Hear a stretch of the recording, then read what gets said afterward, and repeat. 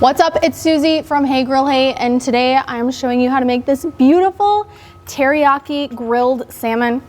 Very simple, homemade marinade, and a ton of tips for cooking salmon on the grill so it turns out perfectly flaky, juicy, but never falling apart. Let's do it. Let's get started on our super simple teriyaki salmon marinade. Now I actually use this teriyaki marinade for more than salmon. I use it on steak, I use it on chicken. It's great on basically everything. You could probably use it on shrimp, or if you even wanted like some teriyaki marinated vegetables, it would be delicious. We're gonna start with a cup of brown sugar. Teriyaki is sweet and we're leaning into it. To that, we're gonna add 3/4 of a cup of soy sauce. You can use light sodium soy sauce here as well. A 1/2 cup of pineapple juice. You need a tablespoon of grated ginger. I really like to use this ginger paste that comes in a tube. It just makes everything super simple and convenient, and it doesn't leave any large chunks that can cook up or burn on the salmon on the grill.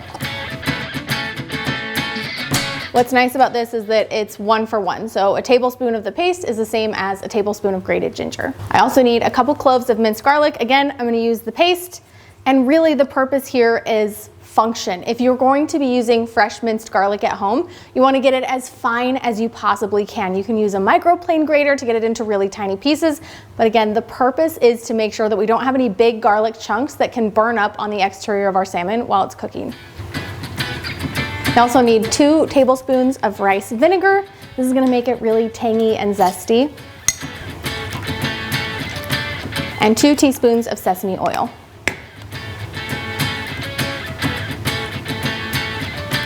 Now, I just like to mix this all together in the pan that I plan on marinating in.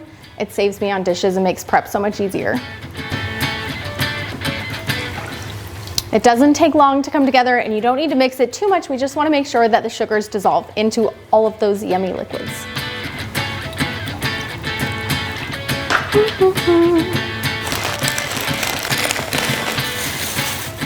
I've got about 1.5 pounds of skin-on salmon fillets.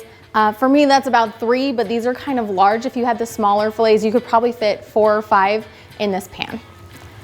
I'm gonna start putting them skin side down, and then I'm gonna flip them over so that they're flesh side down in the marinade.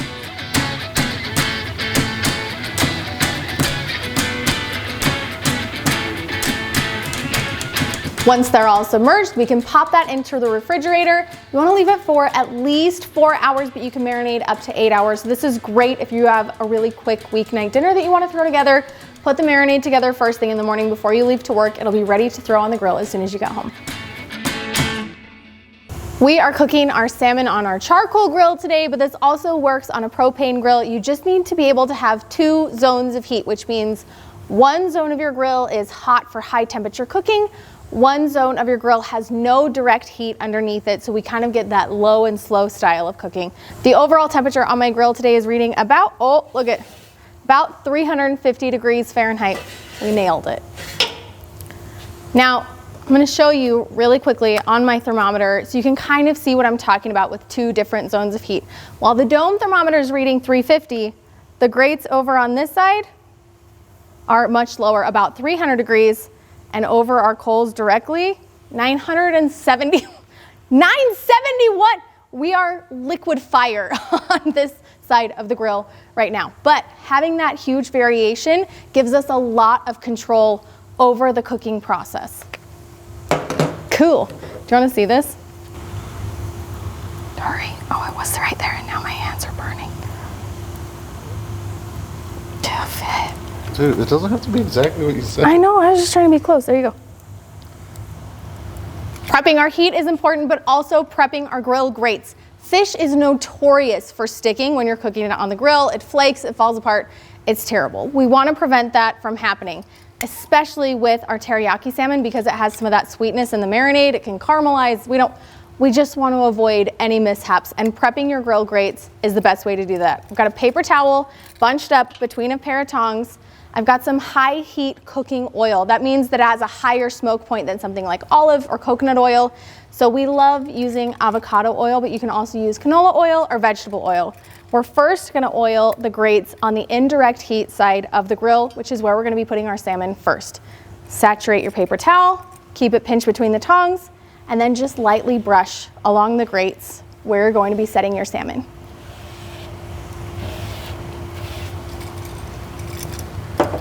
Perfect. Now we're ready to get our salmon on the grill.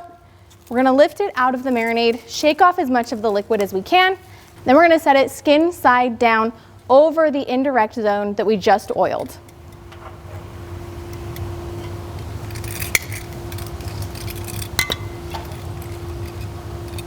Oh, it's already picked up such an amazing color from that marinade. Look at that.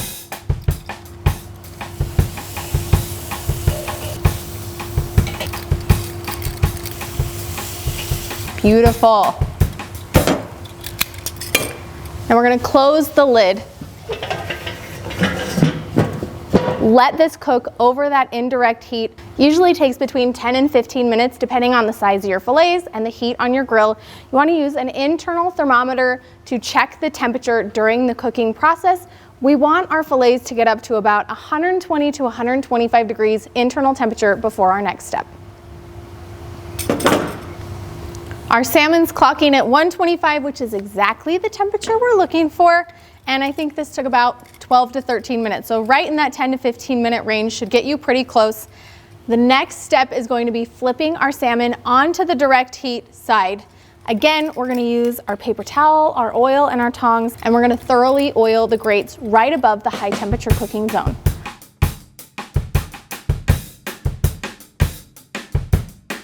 Now we're going to carefully flip our salmon from the indirect side to the direct heat side, and it's actually going to go flesh side down over the high temperature. You want to use a really thin metal spatula. It makes it easy to get underneath, get all of that skin without losing anything, without anything flaking away. If you try to use tongs, it will probably start to flake and fall apart.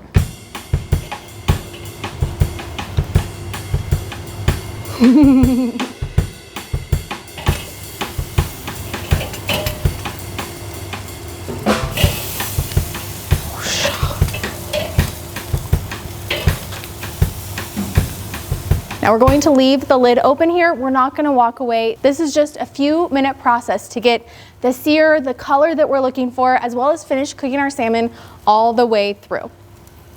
I'll actually give it a couple of minutes with the fillets facing one direction, and then I'll rotate them about 45 degrees to get us some nice crosshatch marks, those nice grill marks on the top of our fillets. After about 90 seconds to 2 minutes one direction, it's time to move them.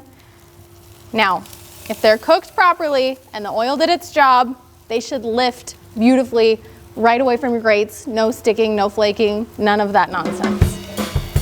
So far, so good. Oh, we're about there. Between 140 and 145 is our target temperature for our fillets. These are ready to come off. And again, they should just lift easily away and give us a beautiful, crispy, caramelized grilled salmon topping. So far, so good. Yes.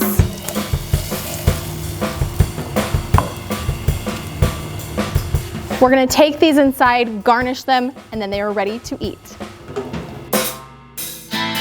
The garnish not only looks beautiful, but it adds a really nice pop of fresh flavor and a cool crunchy texture.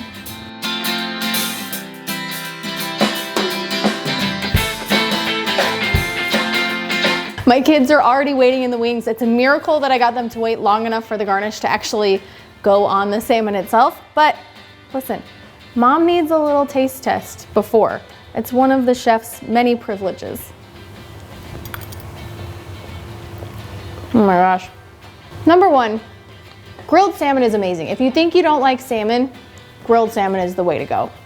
Number two, the flavors are out of control. It's sweet, it's savory. You get some of those pineapple notes from the juice and the marinade, and it just melts in your mouth. But you get that beautiful, crispy, crunchy texture from the grill, the caramelized sweetness, and then the fresh pop of the garnish.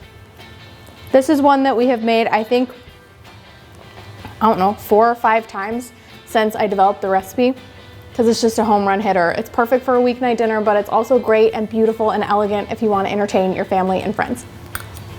I hope you guys give this recipe a try. You can find all of my recipes on heygrillhey.com or on the Hey Grill Hey app. It's available in the Apple App Store and the Google Play Store. My whole goal with making recipes like this is to help you make better barbecue so you can feed the people you love and become a backyard barbecue hero. I gotta tell you, I think I am backyard hero status today with my own kids, and that's always a win.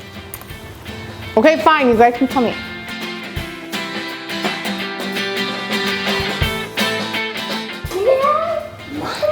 Lunch. Plate, edamame, rice, pineapple. I don't want too big of a piece. Okay, just like a half. I got my edible mommies. Your edible mommies. Why are these black? Is it just me or do they look black? Spoons and forks are black. Sectional. Yeah, I know this. you're good. Thanks, guys. Enjoy your lunch.